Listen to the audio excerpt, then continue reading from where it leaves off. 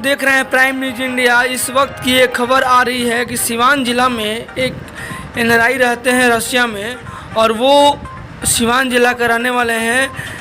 उनकी ज़मीन पे कोई ज़बरदस्ती हासिल करना चाह रहा है। आपको बता दें कि मामला यह है सिवान जिला का, सिवान सिटी का, जो भगवान पैलेस के सामने जो फ्रंट पे ज़मीन है उस ज़मीन के मालिक है एनआरआई हैं जो रशिया में रहते हैं। और बता दें कि मामला ये खबर आ रही है कि उस ज़मीन पे कोई और ज़बरदस्ती हासिल करना चाह रहा है। मामला ये है कि ज़मीन के जो मालिक हैं जो एनआरआई हैं वो अपने भाई यानी चचेरे भाई को सौंपे हुए हैं देखभाल करने के लिए, और उस ज़मीन पे कोई और बिजनेसमैन के रूप में यानी कि एक व्यवसायी के रूप में एक इंसान रहता है।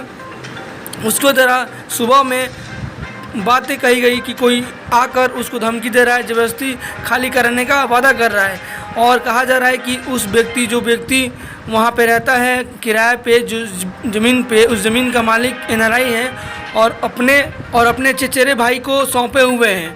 इस क्रम में वहाँ पे जो किराएदार रहता है वो किराएदार इस मामले को मकान मालिक के चचेरे भाई को बताता है जिसके अंडर में ये ज़मीन है। आपको बता दें कि ये मामला होने के बाद से वो जिला प्रशासन को आवेदन दे चुके हैं। आप देख सकते हैं लिखित है। आइए क्या कुछ कहते हैं, क्या कुछ मामला है, किस तरह का ये ज़मीनी विवाद है, उस चीज़ पे हम लोग प्रकाश डालते हैं। आप देख रहे हैं प्राइम न्यूज इंडिया। खबरों को देखने के लिए हमारे चैनल को सब्सक्राइब करें, लाइक करें। आइए देखते हैं क्या कुछ मामला है प्राइम न्यूज इंडिया के साथ। बात करेंगे आज हम लोग सब पहुँचे हुए हैं सिवान जिला, सिवान सिटी में।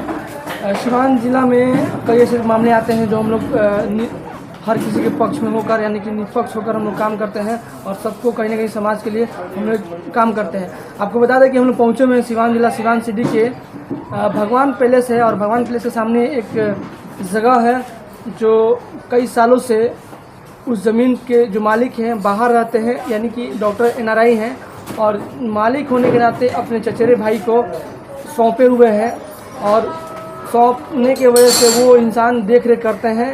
और उस ज़मीन पे एक भूजा वाला यानी कि एक व्यवसायी वहाँ पे रहते भी हैं और किराया भी देते हैं। जो मकान मालिक है, जो मकान मालिक जिनको बोले गए हैं कि भाई ये हम इन्हीं को दीजिएगा, तो उनके भाई हमारे साथ जुड़े हुए हैं। कुछ मामला आ रहा है कि उस ज़मीन पे कोई आपत्तिजनक उस पर आकर दबाव डाल रहा है और उस ज़मीन को कब्जा करने का कोशिश कर रहा है।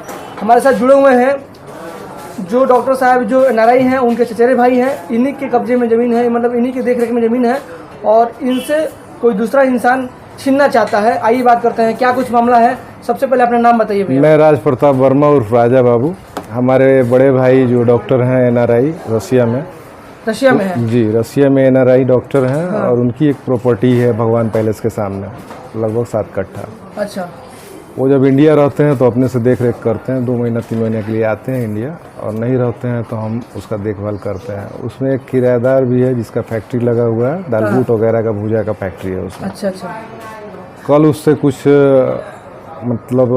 कुछ अपराध किस्म के लोग आके बोले कि हमको ये ज़मीन कब्जा करना है और तुम यहाँ से खाली करके भाग जाओ।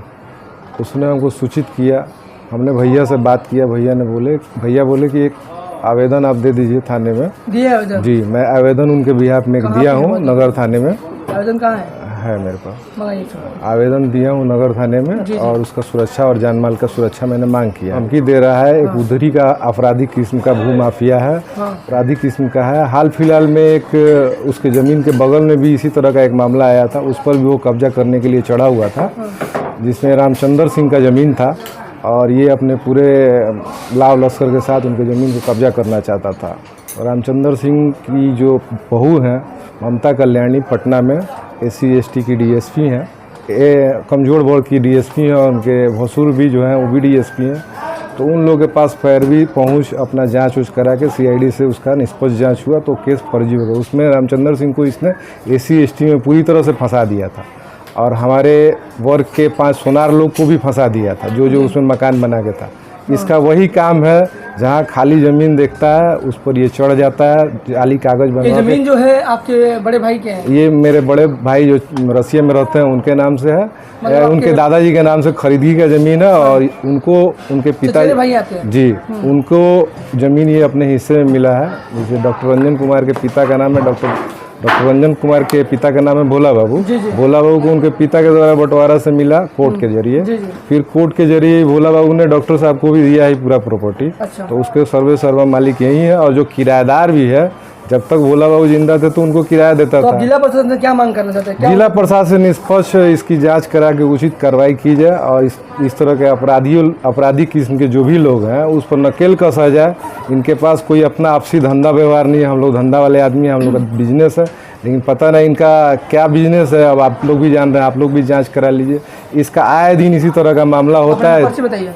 मैं राज प्रताप वर्मा, जिला स्वर्णकार संघ जिला अध्यक्ष। कहते हैं कि सेवा में श्रीमान अनुमंडल अधिकारी सिवान बिहार, विषय है धमकी देने एवं कब्जा करने के संबंध में। ये जो व्यक्ति हैं सामने, क्या नाम है सर आपका? राज प्रताप वर्मा। राज प्रताप वर्मा जी ने एप्लीकेशन दिया है थाना में।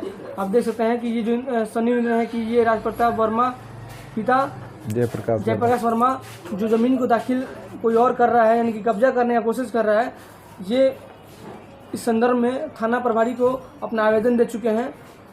तो आपने किनको दिया है? ये अनुमंडल अधिकारी एसडीओ को भी दिया है हमने और नगर थाने में भी दिया। नगर थाने में दे चुके हैं और एसडीओ कोर्ट में भी दे चुके हैं। तो ये स्लिप मिला आपको वहाँ से? जी।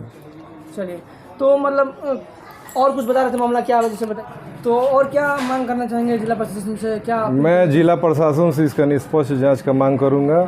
इन्होंने स्पॉट पे जाके देखा भी है, जैसा कि सुबह में ताला तोड़कर गाड़ी दूसरे जगह लगा दिया था निकाल। तो इतनी बड़ी बिल्डिंग है तो वहाँ पे कोई आपका कोई आदमी नहीं रहता है? सुबह 4 बजे भोर में कौन सा रहेगा? बिल्डिंग नहीं है, फैक्ट्री है और पूरा हाथा है, खुला फुलवाड़ी है।